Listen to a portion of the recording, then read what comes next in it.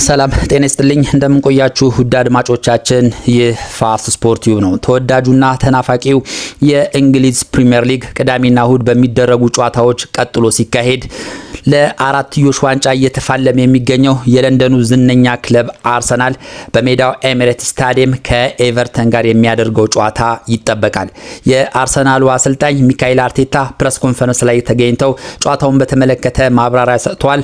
አሰልጣኝ ሚካኤል አርቴታ ያነሷቸውን ዋና ሐሳቦችን እንመለከታለን። እንደዚሁም ጨዋታውን በተመለከተ የተሰሙ ሌሎች አዳዲስ መረጃዎችን የማቀርብላችሁ ይሆናል። እስከ መጨረሻው አብራችሁን ቆዩ። አስደናቂና ስኬታማ የውድድር ዓመትን እያሳለፈ የሚገኘው አርሰናል ለአራትዮሽ ዋንጫ እየተፎካከረ የሚገኘው የለንደኑ ዝነኛ ክለብ አርሰናል ቅዳሜ ምሽት 2:30 ላይ በሜዳው ኤሚሬትስ ስታዲየም ከኤቨርተን ጋር የሚያደርገው ጨዋታ በጉጉት ይጠበቃል። ጨዋታውን በተመለከተ አሰልጣኝ ሚካኤል አርቴታ ፕሬስ ኮንፈረንስ ላይ ተገኝተው ማብራሪያ ሰጥተዋል። ስለ ተጫዋቾች ጉዳት፣ አጠቃላይ ስለ ጨዋታው እንግዲህ ከጋዜጠኞች ለቀረቡላቸው ጥያቄዎች ማብራሪያ ሰጥተዋል። በመጀመሪያ የተጠየቁት ጥያቄ ስለ ትሮሳርድና ስለ ኦዲጋርድ የጉዳት ሁኔታ ተጠይቀው ነበረ። አሰልጣኝ ሚካኤል አርቴታ ምንድነው ያሉት? ሁለቱን ተጫዋቾችን የማሰልፋቸው የመጨረሻ የዶክተሮችን ውጤት ከሰማው በኋላ ነው ሲሉ ለጋዜጠኞች ምላሽ ሰጥተዋል። እንግዲህ ትሮሳርድና ኦዲጋርድ መጠነኛ ጉዳት እንዳስተናገዱ ይታወቃል። በዚህ ጨዋታ ላይ ሊሰለፉ ይችላሉ የሚሉ ዘገባዎች በሰፊው ሲሰራጩ ነበረ።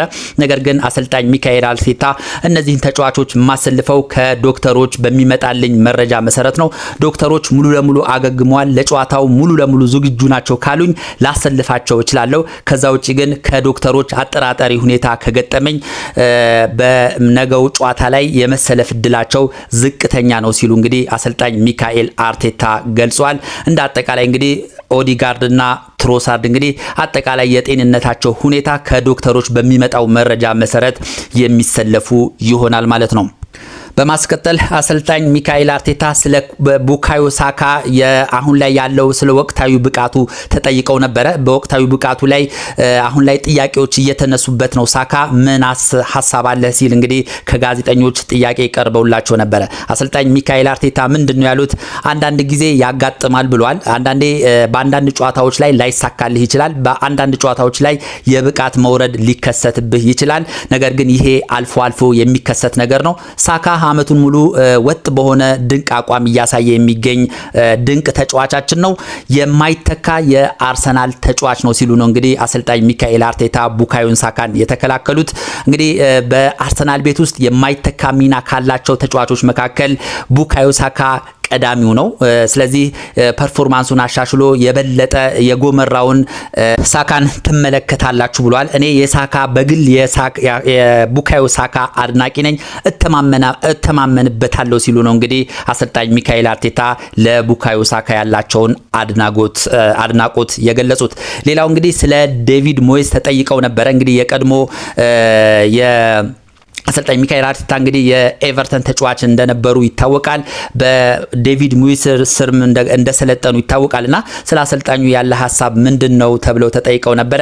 የኔን የእግር ኳስ ህይወት በበጎ ሁኔታ ተጽዕኖ ካሳረፉ ግለሰቦች መካከል አንዱ ዴቪድ ሞይስ ነው። ለአሰልጣኝ ዴቪድ ሞይስ ትልቅ አክብሮትና ትልቅ የሆነ አድናቆት አለኝ ሲሉ ነው እንግዲህ አሰልጣኝ ዴቪድ ሞይስን ያወደሱት። ሌላው ስለ ውጤቱ ተጠይቀው ነበረ። አርቴታ ሲመልሱ ምንድነው ያሉት? ለ3 ነጥብ ብቻ ነው የምንጫወተው። አሁን ላይ እንግዲህ ከኋላችን ሌሎች ክለቦች እየተፎካከሩን ይገኛሉ። 3 ነጥብ ማሳካት አለብን። ወደ ጨዋታው የምንገባው ለማሸነፍና ለማሸነፍ ብቻ ነው። 3 ነጥብ የግድ ያስፈልገናል። ስለዚህ 3 ነጥብ ለማግኘት ብቻ ወደ ሜዳ እንገባለን ሲሉ እንግዲህ ጨዋታውን ለማሸነፍ ያላቸውን ቁርጠኝነት ተናግረዋል አሰልጣኝ ሚካኤል አርቴታ። አሁን ላይ እንግዲህ አስደናቂ እንቅስቃሴ አስደናቂ ብቃት ላይ የሚገኘው አርሰናል ምንም እንኳን በኤቨርተን በሜዳው በኤሚሬትስ ስታዲየም የሚፈተን ቢሆንም በጠባብ የጎል ልዩነትም ቢሆን እንኳን ጨዋታውን አሸንፎ የሚወጣበት እድል ከፍተኛ እንደሆነ ነው እየተዘገበ የሚገኘው። ኦፕታ ባስቀመጠው የማሸነፍ ንጽጻሬ መሰረት አርሰናል 70% ጨዋታውን ያሸንፋል ሲል ግምቱን አስቀምጧል። እንደዚሁም ኤቨርተን 11% ብቻ ነው የማሸነፍ ምንጻሬ የንጻሬ ያለው ሲል አስቀምጧል። እንደዚሁም 19% ደግሞ አቻ የሚሆኑበት እድል አለ ሲል ነው ኦፕታ ግምቱን ያስቀመጠው። እንግዲህ አርሰናል 67 ነጥብ በመያዝ አንደኛ ደረጃ ላይ ይገኛል። በአንጻሩ ኤቨርተኖች 43 ነጥብ በመያዝ እንግዲህ 8ኛ ደረጃ ላይ ነው የሚገኙት።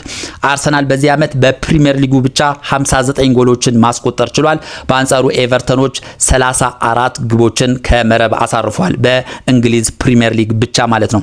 እንግዲህ ሁለቱ ቡድኖች በአጠቃላይ የእርስ በርስ ግንኙነታቸውን ስንመለከት በአጠቃላይ በሁሉም ውድድሮች 214 ጊዜ ተገናኝቷል። በኤፍኤ ካፕ፣ በፕሪሚየር ሊግ፣ በካርሊንግ ካፕ እንደዚሁም በወዳጅነት ጨዋታዎች በሌሎችም ውድድሮች ላይ እንግዲህ እንዳጠቃላይ በታሪካቸው 214 ጊዜ ተገናኝተው አርሰናል ፍጹም የማሸነፍ ታሪክ አለው። 108 ጊዜ እንግዲህ ኤቨርተንን ማሸነፍ ችሏል። በአንጻሩ ኤቨርተን ግን 61 ጊዜ ብቻ ነው አርሰናልን ማሸነፍ የቻለው። እንደዚሁም በ45 ጨዋታዎች ላይ ደግሞ ጨዋታቸውን አቻ በሆነ ውጤት አጠናቋል ማለት ነው። እንግዲህ የቅርብ ጊዜ የሁለቱ ቡድኖች የእርስ በርስ ግንኙነትን ስንመለከት በዚህ ዓመት በመጀመሪያው የፕሪሚየር ሊግ ሲዝን አርሰናል እንግዲህ ኤቨርተንን ሜዳው ድረስ ሄዶ 1-0 ማሸነፍ ችሏል። እንደዚሁም አፕሪል ወር ላይ ጨዋታቸውን 1-1 በሆነ ውጤት ነው ያጠናቀቁት። እንደዚሁም 2024 ላይ አምና እንደዚሁ 0-0 በሆነ አቻ ውጤት ጨዋታቸውን አጠናቋል። እንግዲህ ኤቨርተን ከአርሰናል በሚያደርገው ጨዋታ ሁሉ መጠነ የጥንካሬ ሁኔታ ይታይበታል። አርሰናልን በመፈተን ይታወቃል። በተለይ አሁን ላይ ደግሞ ዳቪድ ሞይስ እንግዲህ በጣም ሶሊድ የሆነ የተከላካይ መስመርን በማጠናከር እንደዚሁም ዲፌንሲቭ የሆነ አጫዋት በመጫወት ይታወቃሉና ምናልባትም ለአርሰናል ፈተና ሊሆኑበት ይችላሉ። ነገር ግን አርሰናል እንግዲህ ባለው የተጫዋቾች ጥራት እንደዚሁም ለዋንጫ ከፍተኛ ሞራል ላይ በመሆናቸው እንግዲህ በጠባብ ውጤትም ቢሆን ኤቨርተንን አሸንፈው ይወጣሉ ተብሎ ይጠበቃል። እንግዲህ የቅርብ ጊዜ ሁለቱ ቡድኖች ያላቸውን እንዳጠቃላይ ፐርፎርማንስ ስንመለከት አርሰናል በአውሮፓ ሻምፒየንስ ሊግ ከባየር ሊቨርኩሰን ጋር 1-1 በሆነ አቻ ውጤት ተለያይቷል። እንደዚሁም በኤፍኤ ካፕ እንደዚሁ 2-1 ማሸነፍ ችሏል። እንደዚሁም በፕሪሚየር ሊጉ ብራይተንን 1-0 በማሸነፍ እንግዲህ የስኬት ጎዳና ላይ ይገኛል። በአንጻሩ በርንሌን ስንመለከት እንደዚሁ በጥሩ የማሸነፍ ሁኔታ ላይ ነው የሚገኘው። ለምሳሌ በርንሌን 2-0 ማሸነፍ ችሏል። ጠንካራው ኒውካስትል ዩናይትድን 3-2 ማሸነፍ ችሏል። በማንቸስተር ዩናይትድ ነበረ እንግዲህ 1-0 የተሸነፉትና ኤቨርተኖችም እንደዚሁ ውጤታቸው ላይ ጥሩ ነው። በአሰልጣኝ ሞይስ እንግዲህ ጥሩ የማሸነፍ ሁኔታ ላይ ይገኛሉ። በፕሪሚየር ሊጉም 8ኛ ደረጃ ላይ ተቀምጧልና እንግዲህ ሁለቱ የሚያደርጉት ጨዋታ እንግዲህ ከባድ ፉክክር የሚታይበት ጥሩ ለተመልካች አዝናኝ የሆነ ጨዋታ ያሳዩናል ተብሎ ይጠበቃል። አሁን ላይ እንግዲህ አርሰናል ፕሪሚየር ሊጉን እየመራ ይገኛል። በ67 ነጥብ እንግዲህ አንደኛ ደረጃ ላይ ተቀምጧል። አንድ ጨዋታ ቀድሞ ተጫውቷል ከሌሎች ቡድኖች አንጻር ማለት ነው። ማንቸስተር ሲቲ 60 ነጥብ በመያዝ ሁለተኛ ደረጃ ላይ ይገኛል። እንደዚሁም ማንቸስተር ዩናይትድ 51 ነጥብ በመያዝ ሶስተኛ ደረጃ ላይ ተቀምጧል።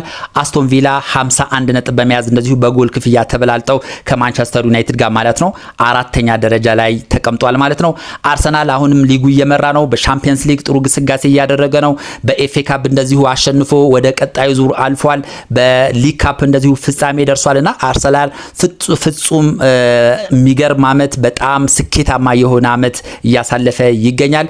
በዋንጫ ደግሞ የሚታጀብ ከሆነ ይህ አመት እንግዲህ ለአርሰናል እጅግ ስኬታማው አመት ነው ብሎ መናገር ይቻላል። እንግዲህ ጨዋታውን በተመለከተ ዋና የተሰሙ መረጃዎች እነዚህ ናቸው። ስለነበረን ቆይታ እጅግ አድርጌ አመሰግናለሁ። መልካም ጊዜ